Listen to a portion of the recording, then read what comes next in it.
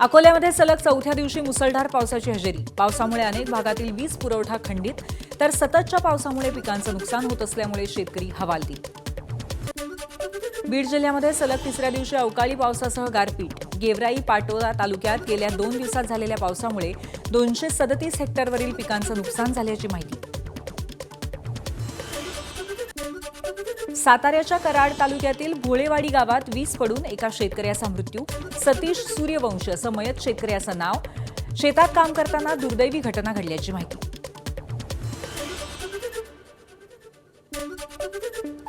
पुण्यातला कालचा पाऊस ढगफुटीचा नव्हता, तरीही काही भागात पाणी साचलं. हे प्रशासनाचं मोठं अपयश. आदित्य ठाकरेंची टीका. तर विचार न करता केवळ काँक्रीट ओतणं म्हणजे विकास नाही, ठाकरेंचा सरकारला टोला.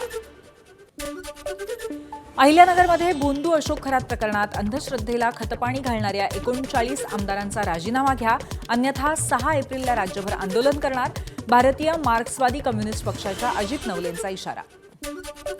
अदानी पॉवरचा राज्य सरकारसोबत मोठा करार. अदानी पॉवर महाराष्ट्राला पुढची 25 वर्ष 2500 मेगावॉट वीज पुरवठा करणार.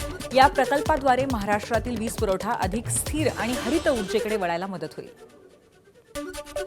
बेस्टकडनं प्रवाशांच्या जीवाशी खेळ. अभियांत्रिकी विभागाच्या तपासणीत तांत्रिकदृष्ट्या अपात्र ठरलेल्या बसेस प्रवाशांच्या सेवेत. बेस्ट समिती सदस्य नितीन नांदगावकर यांचा गंभीर आरोप. मुंबईतल्या 100 वर्ष जुन्या पावसाच्या गटारांना आधुनिक तंत्रज्ञानाचा आधार. बीएमसीचा महत्वाकांक्षी प्रकल्प. गटारांच्या दुरुस्ती आणि मजबूतीकरणासाठी देशात प्रथमच जिओपॉलिमर लाइनिंग ट्रेंचलेस टेक्नॉलॉजीचा वापर. मुंबईतील काळा चौकी परिसरामध्ये आर्यन बटर कंपाऊंडमधील गोदामाला आग. गोदामात भंगार आणि कचऱ्याला आग लागल्याची माहिती. घटनेत सुदैवानं कोणतीही जीवितहानी नाही.